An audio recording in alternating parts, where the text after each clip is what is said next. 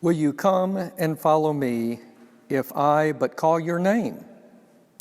Will you go where you don't know and never be the same? Will you let my love be shown? Will you let my name be known? Will you let my life be grown in you and you in me?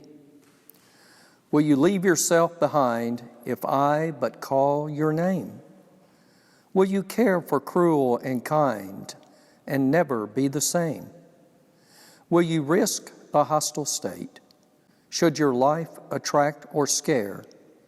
Will you let me answer prayer in you and you in me?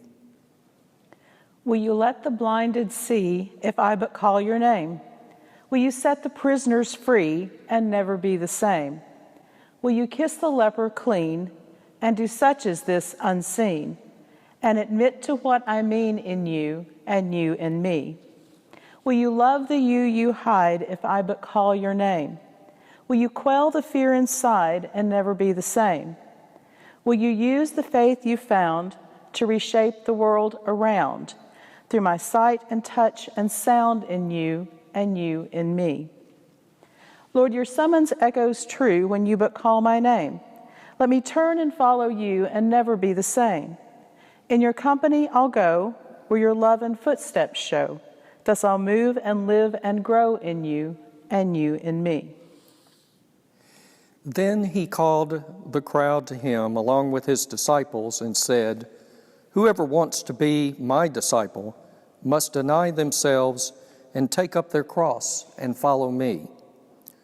For whoever wants to save their life will lose it, but whoever loses their life for me and for the gospel will save it. What good is it for someone to gain the whole world, yet forfeit their soul? Or what can anyone give in exchange for their soul?"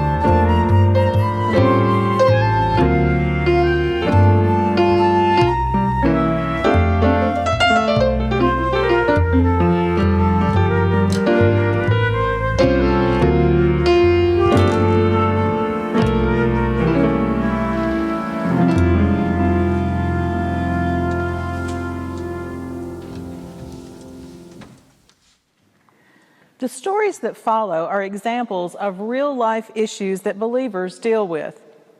Each has a connection with the lyrics of the summons. Following each story, there will be a time of silence in which you may wish to reflect upon how you might be called in response to these issues. The first topic is privilege.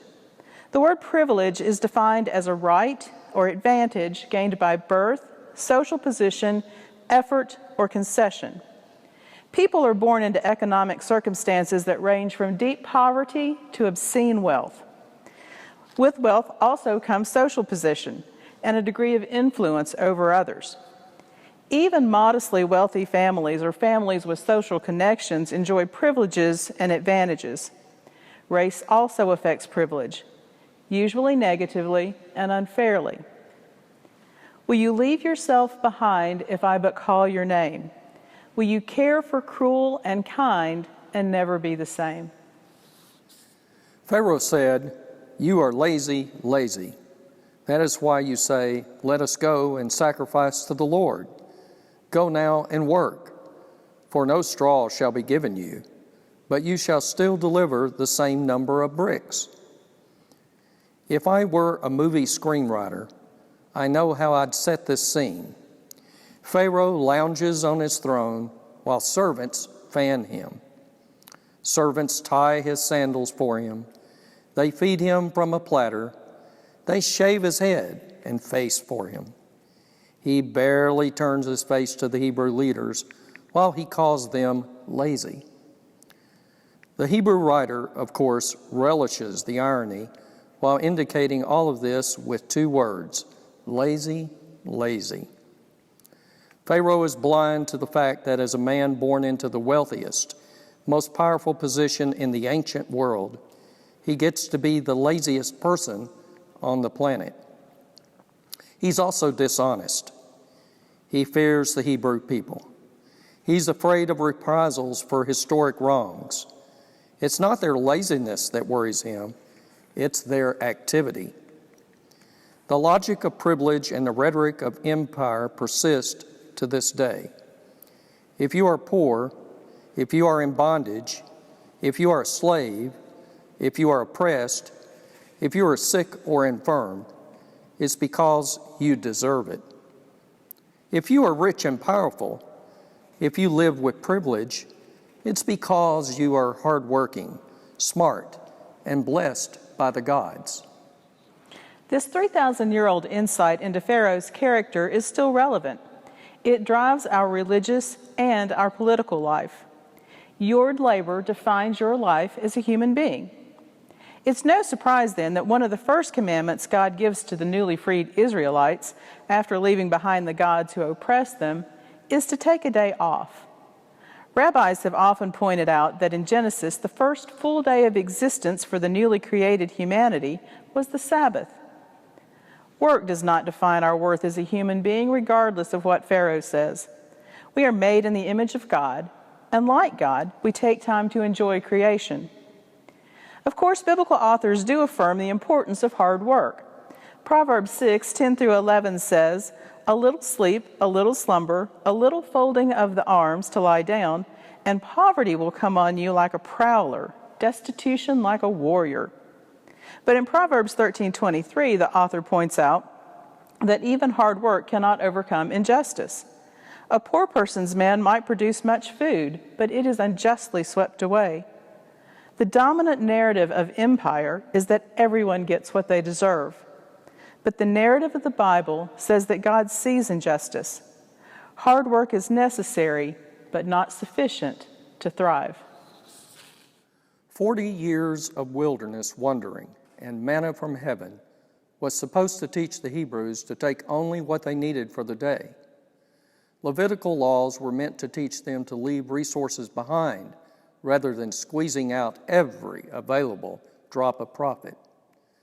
Sabbath laws were intended to remind them that their relationship to God, not their work or labor, defined their lives because everyone, from pack animals to servants to kings, took a day off. Such biblical lessons are considered naive or even scandalous in our culture. which works very hard to remain blind to privilege and oppression. Jesus himself expounds upon the Ezekiel passage.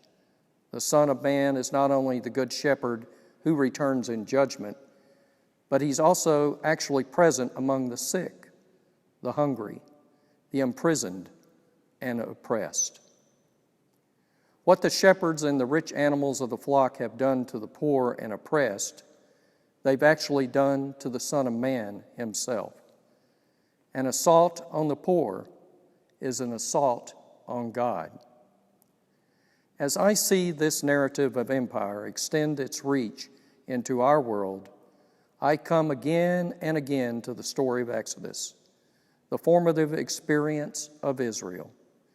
There is a consistent message from the Bible for leaders who have such contempt for the poor. God sees you.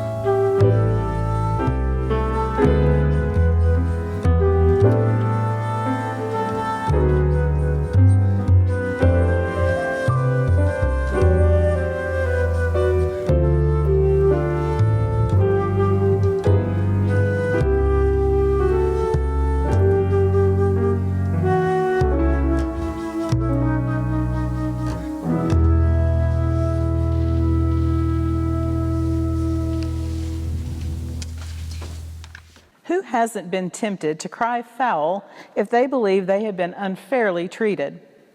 Can anyone honestly say they've never complained of a perceived injustice? While many complaints of injustice are based on essentially trivial matters, there's a group of people for whom injustice is a life or death matter. Will you set the prisoners free and never be the same? It's 93 degrees in Texas, and the Reverend Jeff Hood is walking 200 miles across the state. What would compel somebody to do that? He wants to end the death penalty, and he is not alone.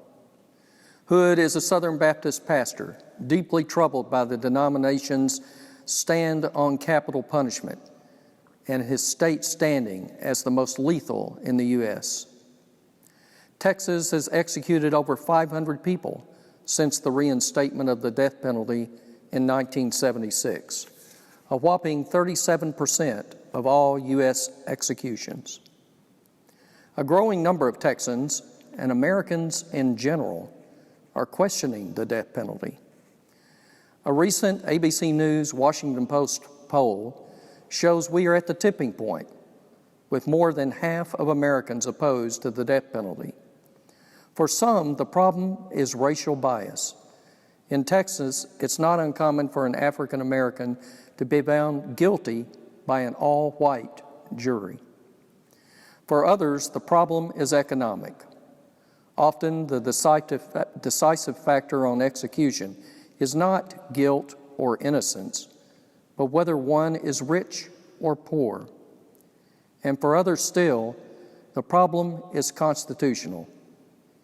Equal justice under the law should mean murderers get the same punishment for a crime committed in Connecticut, which abolished the death penalty, as in Texas. And more folks are feeling the cruelty of it all, wasting so much energy and resource on killing people to show that killing is wrong. It's not just liberals anymore, but all sorts of reasonable people, including conservative faith leaders who are convinced that we can do better than this as a country, and we must. For Hood, opposition to the death penalty is rooted in his faith. The death penalty makes us both killers and victims, he said. Only love can heal us.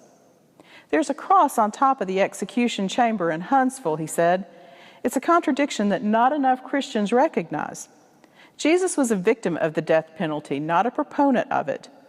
Hood described his hope that if more and more Christians embraced Jesus' life and teaching, we would end the death penalty in America, where Bible Belt states constitute the strongest pillars of the practice. He is hopeful, and so am I. The gospel is good news. The merciful will be shown mercy. March on, Brother Jeff. I hope with every step you take, every mile you walk, we get a little closer to abolishing the death penalty in Texas, in the U.S., and in the world. March on, brother. March on to the promised land.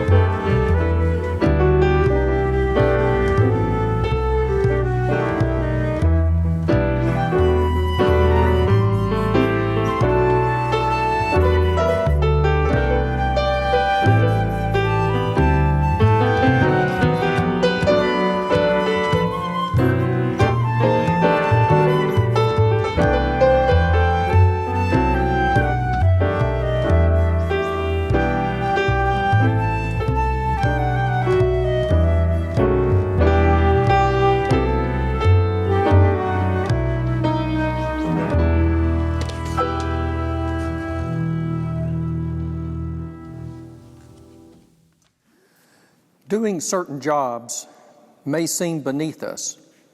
Perhaps we think our position, accomplishments, and earned status exempt us from certain types of menial and unpleasant work. An inflated ego leads to such feelings. When ego arises in us, we must shut it down. Will you kiss the leper clean and do such as this unseen? So there I was, on my knees in the office bathroom with the carpet squares soaked in only God knows what. I had to peel off the carpet squares because our toilet had overflowed for the umpteenth time and the squares were probably dangerously contaminated. I had 3 rubber gloves on each of my hands, but they weren't holding up. I didn't want to do this job. In fact, I felt this job was beneath me. I'm the pastor of the church. Don't we have someone else to do this? But an 80-year-old parishioner had originally volunteered to remove the carpet squares. There was just no way I could let her do that. With my fingertips and knees soaked in contaminated water, I couldn't help but laugh. I struggle with ego and pride, and God has a way of reminding me of humility through painful, embarrassing, or humiliating ways. For me, to keep a grounded head, I learned to try not to expect anything. As a pastor and as a person of faith, I fully believe that rather than being entitled to anything, I'm entrusted with everything. I've stopped expecting people to give me praises and compliments, as well as criticism. In my heart, I know how I did. I try not to expect deferential or preferential treatment. I grew up in hierarchical culture. Titles meant something, and oftentimes folks would abuse their titles of pastor, elder, or deacon. Titles aren't something for us to exploit or hide behind or lord over others. As John Ortberg wrote, titles are only opportunities to serve. When I take that sentiment to heart, there is no task too small for me, nor is there anything that is beneath the office of the pastor. After all, the Messiah didn't think twice to get on his knees and wash the dirt off his disciples' feet. And perhaps constantly reminding myself that I'm called to serve will continue to keep my head and heart in check by keeping my ego and pride at bay. As for the bathroom, once I let go of the idea that this work, or any work, was beneath me, ripping up those carpet squares became easier and therapeutic.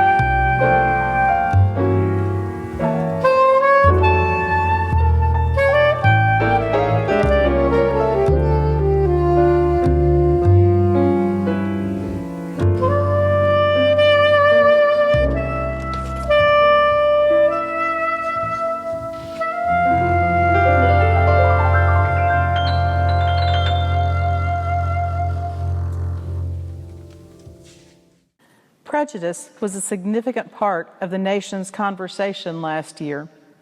Needless deaths were caused by hate and fear. We may have prejudices that we're not even aware of. Will you risk the hostile stare? Will your life attract or scare? I have prejudices. We all do. We see things like race, gender, clothing, body size and type, etc. We automatically make assumptions about people based on our previous experiences of people with similar characteristics. Sometimes these snap judgments are correct, sometimes they're not, but we all make them. I've come to believe the key is not letting these things control us, is to acknowledge that they're there so we can get to know a person and perhaps those snap judgments proven wrong. Prejudices are only dangerous when we don't realize that they're there. So I was surprised recently to discover that I had a prejudice I didn't even know was there. One of the things that I love about the city where I live is that we have a food pantry that is open every weekday. When I'm in the office, I try very hard to go out and talk with the folks that are coming for food assistance, and I found myself being very surprised at who is coming. Some of the folks coming to the food pantry have the homeless look, shabby clothes, haven't showered in a while. But a surprising number of folks coming for assistance don't look like they're homeless or even poor. They're not someone that you'd pass on the street and think that they didn't have enough to eat. Thankfully, I've been smart or lucky enough to keep my mouth shut and not say something stupid about them not looking like they need help or question the sincerity of their needs. I've seen the statistics about how many people in our country don't have enough to eat, but I think I understand them now in a different way. We pass people every day who don't have the basic necessities of life, and most of the time we don't even bother to notice when someone is suffering right before our eyes. We don't know what is going on with somebody by their outward appearance. Someone who doesn't appear poor or homeless might still be in need of assistance. Someone who looks like they have their whole life figured out might be falling apart inside, just waiting for you or I to ask how it is with their soul. Poverty, be it economic, emotional, or spiritual, is all around us, even if we don't see it on the surface. I'm grateful to my new church and my city for helping me see a prejudice I didn't even know I had.